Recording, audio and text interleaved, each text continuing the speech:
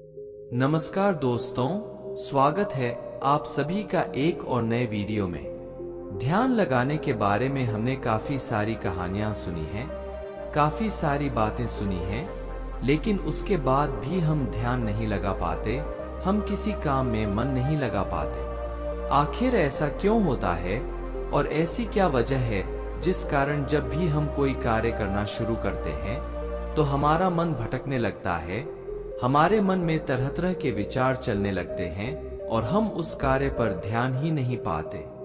तो अगर आप भी इस समस्या से जूझ रहे हैं तो आज की जो कहानी है यह आपके लिए बहुत ही महत्वपूर्ण होने वाली है।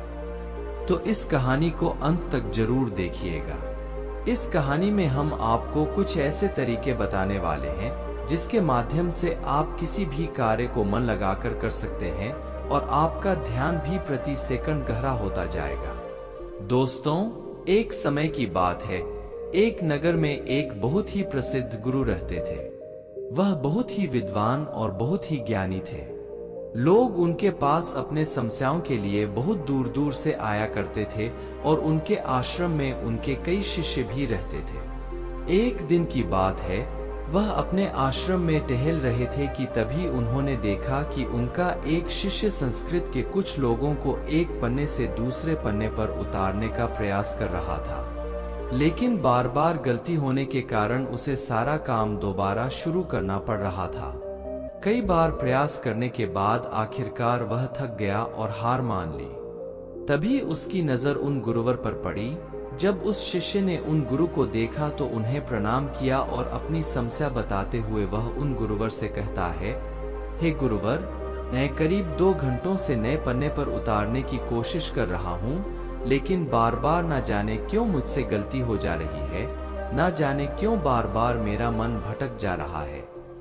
मैं हर बार अपने मन को साधने की कोशिश कर रहा हूँ, लेकिन बार बार मुझसे कोई ना कोई गलती हो ही जा रही है और इसी कारण मुझे बार बार यह काम एक नए सिरे से शुरू करना पड़ रहा है।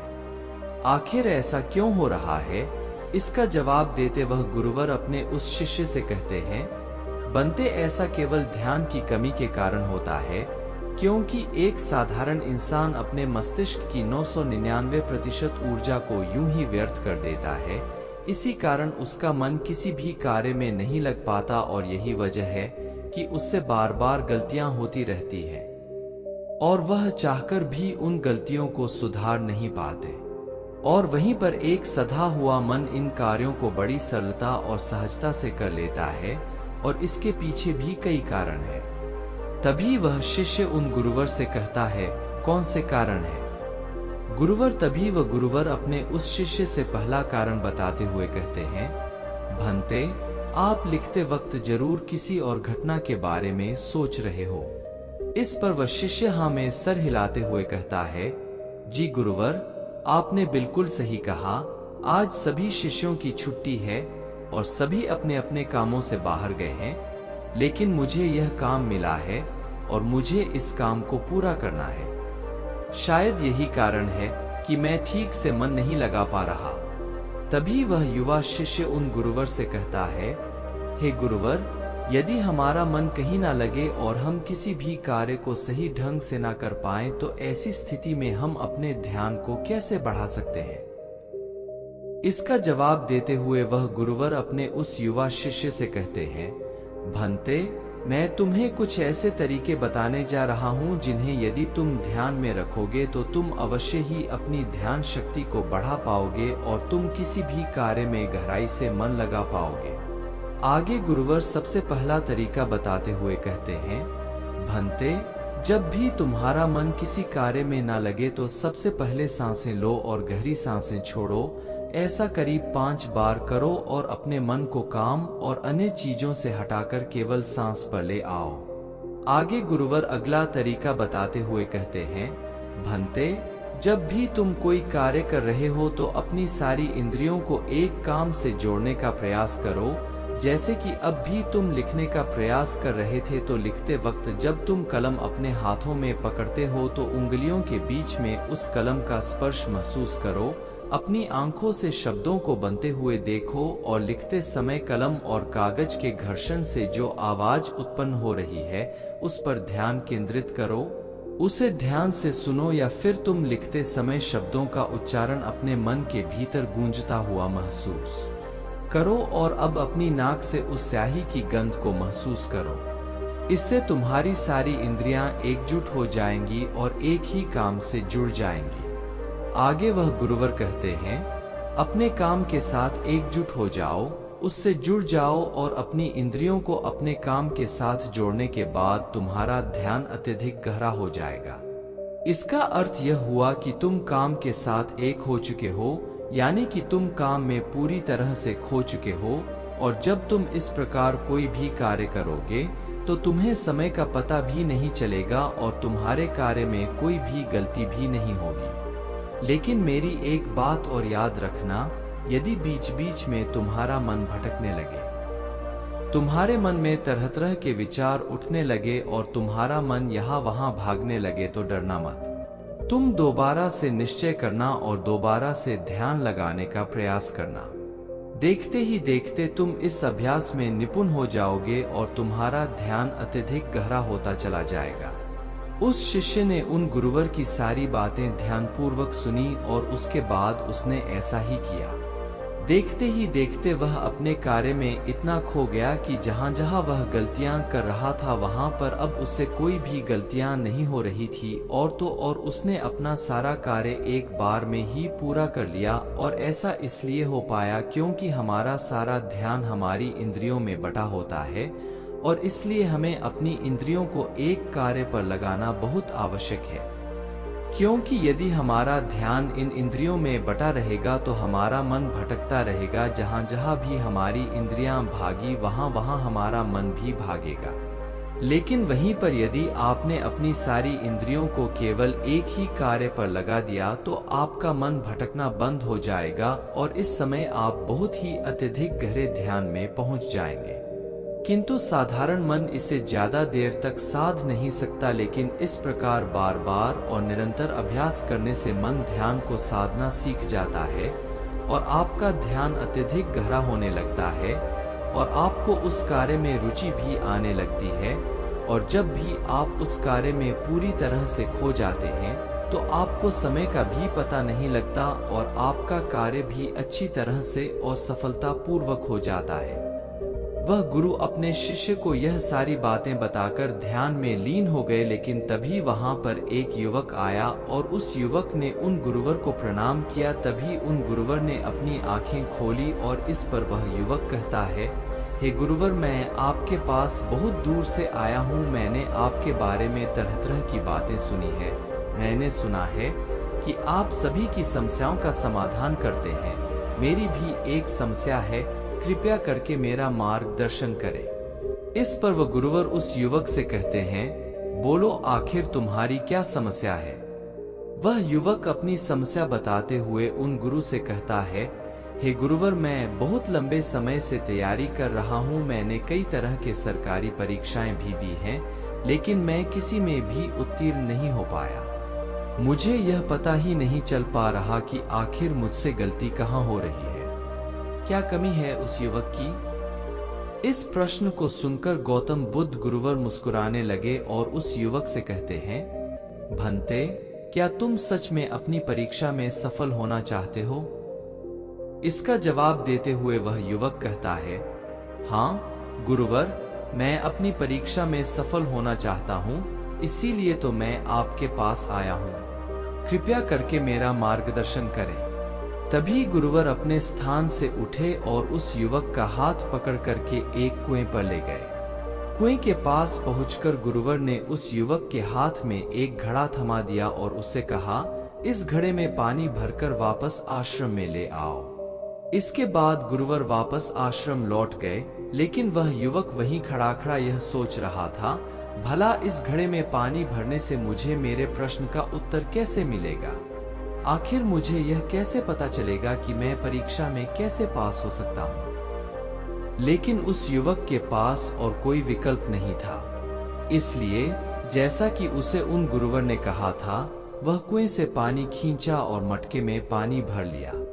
लेकिन मटके में तो कई सारे बारीक छेद थे जिनसे पानी धीरे धीरे रिस रहा था। उस युवक ने मन ही मन यह सोचने लगा, इस घड़े में तो छेद है, मैं इसे आश्रम में कैसे ले जाऊंगा। तभी उसने सोचा, यह छेद तो बहुत छोटे हैं, अगर मैं इसे जल्दी जल्दी ले जाऊं तो मैं आश्रम तक जल्दी पहुंच जाऊंगा और इसमें से पानी भी ज्यादा नहीं गिरेगा। इसी सोच में उस युवक ने वह घड़ा उठाया और दौड़ता हुआ वह जल्दी जल्दी उन गुरुवर के पास पहुंचा। लेकिन जब तक वह आश्रम पहुंचता है, वह पूरी तरह से भीग चुका था और मटके में पानी केवल नाम मात्र के लिए ही बचा था।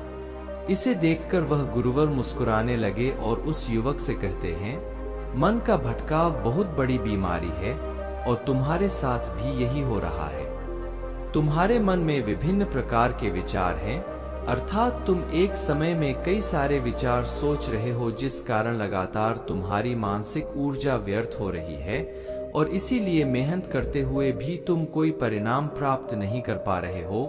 जैसा कि उस मटके में कई सारे बारीक छेद थे, तुमने सोचा कि तुम उसे लेकर जल्दी जल्दी आश्रम पहुंच जाओगे, जो तुम्हारा लक्ष्य था। लेकिन तुमने देखा कि वह सारा पानी धीरे धीरे करके उस मटके से गिरता चला गया और अंत तक इस मटके में केवल नाम मात्र पानी ही बचा है। इसलिए अपने मन को भटकने से रोको, क्योंकि ध्यान के बिना कोई भी कार्य पूरा नहीं किया जा सकता है। इस पर कुछ लोग जरूर कहेंगे कि कुछ काम केवल शारीरिक शक्ति से ही होते हैं, लेकिन याद रखें कि शरीर भी मन के आदेश पर ही चलता है, इसलिए सारे कार्य मानसिक शक्ति से ही संभव हो पाते हैं। यदि कोई लकड़हारा लकड़ी काटते समय ध्यान न रखे तो वह एक जगह पर कुल्हाड़ी नहीं चला सकता और हो सकता है कि वह खुद को चोट भी पहुंचा ले। इसलिए जानकारी और हर कार्य का मूल तत्व है ध्यान। और यदि तुम अपने जीवन में कुछ बड़ा हासिल करना चाहते हो, इस परीक्षा में सफल होना चाहते हो, तो तुम्हें एक जगह तो ध्यान लगाना सीखना ही होगा, क्योंकि तुम जैसी आदत डालोगे वैसा ही तुम्हारा मन बनता चला जाएगा। इसलिए जब भी तुम छोटे से छोटा कार्य भी करो तो उसे पूरा मन लगाकर करो। ऐसा करने से हमारे मन का स्वभाव बदलने लगता है और हम किसी भी कार्य में मन लगाने लगते हैं। और यदि एक बार तुमने इसमें निपुणता हासिल कर ली तो तुम्हें सफलता अवश्य मिलेगी। तभी वह युवक उन गुरुवर से कहता है, किंतु गुरुवर, जब भी मैं पढ़ने बैठता हूँ तो मन में तरह तरह के विचार आने लगते हैं और मैं मन के उन विचारों में हटा चला जाता हूँ। मैं चाहकर भी अपने मन को रोक नहीं पाता। ऐसी स्थिति में मैं मन के उन विचारों को कैसे छोड़ सकता हूँ। इस पर वह गुरुवर मुस्कुराते हुए उस युवक के हाथों में गिलास थमा है और उस गिलास में लबालब पानी भर देते हैं। उस युवक से कहते हैं, यह गिलास जो तुम्हारे हाथ में है, इस गिलास में से एक भी बूंद पानी नीचे नहीं गिरनी चाहिए। इस पर वह युवक कहता है, लेकिन कब तक। इसके जवाब में गुरुवर उससे कहते हैं, जब तक यह गिलास मैं तुम्हें नीचे रखने के लिए न कहूं। उस युवक ने उन गुरुवर की बात मान ली और तत्परता के साथ गिलास लेकर वह खड़ा हो गया। आखिर में उसे भी तो अपनी योग्यता उन गुरुवर को साबित करनी थी। शुरू में सब कुछ ठीक चल रहा था, लेकिन कुछ ही देर बाद उसके मन में तरह तरह के विचार उठने लगे और यह सोचने लगा, आखिर यह सब करने से भला क्या होगा। मैं चाहे कितनी भी कोशिश कर लूं, लेकिन मेरा मन मेरे बस में नहीं आने वाला। मैं उस पर नियंत्रण नहीं साध सकता। मैं कभी नहीं बदल पाऊंगा। यह सोचकर वह लड़का मन ही मन असहज होने लगा और वह लगातार कोशिश करता रहा, लेकिन अब उसके शरीर के हिलने से बार बार पानी गिलास से नीचे गिर रहा था और जमीन पर फैल रहा था। इसे देखकर वह गुरुवर उस युवक से कहते हैं, बेटा, जब तक तुम्हारा मन शांत था तब तक पानी की एक बूंद भी गिलास से नीचे नहीं गिरी, लेकिन जैसे ही तुम्हारे मन में तरह तरह के विचार उठने लगे, तुम्हारे शरीर भी वैसी ही प्रतिक्रिया देने लगा और तुम्हारे शरीर की प्रतिक्रिया देने के कारण गिलास से पानी नीचे गिरने लगा और जमीन पर फैलने लगा। आगे और गुरुवर उस युवक को समझाते हुए कहते हैं, बेटा, जैसे गर्म लोहे पर हथौड़ी की चोट पड़ती है तो वह एक नया आकार लेता है।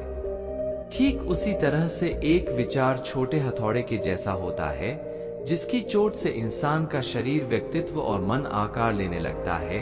अर्थात तुम्हारा यह मन गिलास में पानी की तरह है और यह बहुत आसानी से भटक जाता है, विचलित हो जाता है।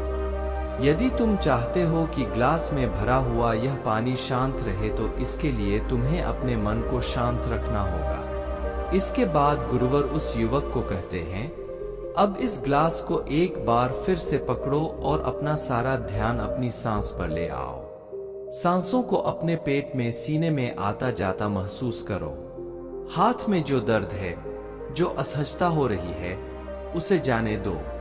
मन में जो विचार आ रहे हैं, उन्हें जाने दो। खुद को यह याद दिलाओ कि तुम मन नहीं हो, बल्कि मन को देख रहे हो। तुम सांस भी नहीं हो, तुम सांस को देख रहे हो। ऐसा याद करने से विचार आकर चले जाएंगे, लेकिन तुम्हें विचलित नहीं कर पाएंगे। थोड़ी देर तक वह लड़का यूं ही अभ्यास करता रहा और अब तक पानी के उस गिलास से एक भी बूंद पानी नीचे जमीन पर नहीं गिरी। इसे देखकर वह गुरुवर मुस्कुराए और उस युवक से कहते हैं, बेटा, बस अब यही अभ्यास अपने काम और पढ़ाई में करना। इससे मन धीरे धीरे शांत होने लगेगा और फिर कोई भी बड़ी चीज हासिल करना मन के लिए स्वाभाविक हो जाएगा। और यदि तुम किसी परीक्षा में सफल भी होना चाहते हो तो यह भी तुम्हारे लिए बहुत सहजता से हो जाएगा। इतना कहकर वह गुरुवर शांत हो गए और वह युवक भी यह समझ चुका था कि आखिर वह इतने सारी परीक्षाएं देने के बाद भी अब तक सफल क्यों नहीं हो पाया। उसने उन गुरुवर को प्रणाम किया और वापस अपने घर लौट आया। दोस्तों, इस कहानी से हमने कई सारी महत्वपूर्ण बातें सीखी हैं। चलिए एक एक करके उनके बारे में जानते हैं। पहले पांचों इंद्रियों को एक काम पर लगाओ। गहरी सांसें लो और गहरी सांसें छोड़ो। ध्यान सांस पर ले आओ और बाकी सारी चीजें छोड़ दो। दूसरी बात, सभी इंद्रियों को केवल एक काम से जोड़ो। कान, आंख, नाक, स्पर्श, हर तरह से काम से जुड़ जाओ। तीसरा, यदि ध्यान टूट भी जाए तो इसमें घबराने की कोई जरूरत नहीं। एक बार फिर निश्चय करो और दोबारा से प्रयास करो। दोबारा से अपने काम में पूरी तरह से मग्न होने का प्रयास करो।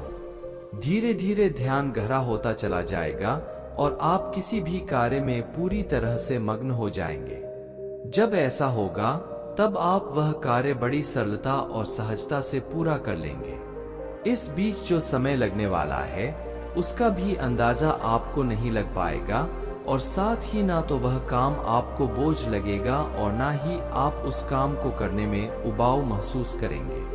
आप उस काम में आनंदित रहेंगे और आप उस कार्य को बड़ी सरलता और सहजता से पूरा कर पाएंगे। दूसरी बात जो हम इस कहानी से सीखते हैं वह है कि हर जानकारी और हर कर्म का मूल तत्व है ध्यान। हमें ऐसा लगता है कि मन के छोटे मोटे भटकाव से कोई फर्क नहीं पड़ता, लेकिन बिना ध्यान के कोई भी कार्य संभव है ही नहीं। आपने कभी ना कभी तो यह महसूस किया ही होगा कि जब आप कोई पढ़ाई कर रहे हैं या कोई जरूरी काम कर रहे हैं, उसी दौरान आपके फोन में कोई नोटिफिकेशन आ जाता है, आपका मन तुरंत ही यह कहता है कि चलो एक बार वह नोटिफिकेशन देख लेते हैं। आखिर उसमें ऐसा क्या है? और जैसे ही आप वह नोटिफिकेशन देखने जाते हैं, आपका पूरा ध्यान उस स्मार्टफोन में लग जाता है और आपका अधिकांश समय उसी में बीत जाता है। लेकिन जब आपको यह एहसास होता है तब तक बहुत देर हो चुकी होती है। तीसरी बात, स्वीकार करो और जाने दो। जैसे गर्म लोहे पर हथौड़े की चोट से वह आकार लेता है, ठीक उसी प्रकार से मन के विचार भी एक हथौड़े की भांति है और उनकी चोट से इंसान का शरीर, व्यक्तित्व और मन आकार लेता है। आपने यह भी जरूर देखा होगा कि जब हमारे मन में सकारात्मक विचार होते हैं तो हम बहुत ही पॉजिटिव, अच्छा और हल्का महसूस करते हैं। वहीं जब हमारे मन में नकारात्मक विचार होते हैं तो हम बहुत ही भारी, परेशान और चिंतित महसूस करते हैं। साथ ही हमारा शरीर भी बहुत थकावट का महसूस होता है। इसलिए छोटे से छोटे विचारों पर हमें ध्यान देना आवश्यक है। इसीलिए हमें जागरूक रहना आवश्यक है और इसीलिए अनचाहे विचारों को अपने मन में ना आने देना, उन्हें जाने दो, बल्कि अपने सांसों पर ध्यान रखो। खुद को यह याद दिलाओ कि मैं मन नहीं हूँ, मैं तो मन को देख रहा हूँ। मैं सांस नहीं हूँ, मैं तो सांसों को देख रहा हूँ। जो भी विचार आए उसे स्वीकार करो और जाने दो। ऐसा करने से मन अनचाहे विचारों से मुक्त हो जाएगा और आप एक पानी में पत्ते की तरह पानी के ऊपर तैरने लगेंगे, जिससे आप आनंदित और खुश महसूस कर पाएंगे। आपका शरीर हमेशा तंदुरुस्त और स्फूर्ति महसूस कर पाएगा और ना ही आपका मस्तिष्क किसी भी प्रकार के तनाव और चिंता में डूब पाएगा। इस प्रकार आप सही निर्णय भी ले पाएंगे और आपका ध्यान भी गहरा होता चला जाएगा। देखते ही देखते आप हर काम में मन भी लगा पाएंगे और आप हर किसी कार्य में सफलता हासिल कर पाएंगे। जैसा भी आप चाहेंगे आप वैसा कर पाएंगे। दोस्तों, आपने आज के इस वीडियो से क्या सीखा वह मुझे आप कमेंट में बता सकते हैं। इसी के साथ में उम्मीद है कि आपको आज की वीडियो पसंद आई होगी, तो इस वीडियो को उस इंसान को शेयर करें जिससे यह कहानी सुनने की जरूरत है और उसी के ठीक बाद चैनल को सब्सक्राइब करें। तो चलिए फिर मिलते हैं ऐसी एक और नई वीडियो में एक नए मैसेज के साथ। तब तक के लिए अपना ख्याल रखें। धन्यवाद और नमो बुद्धाय।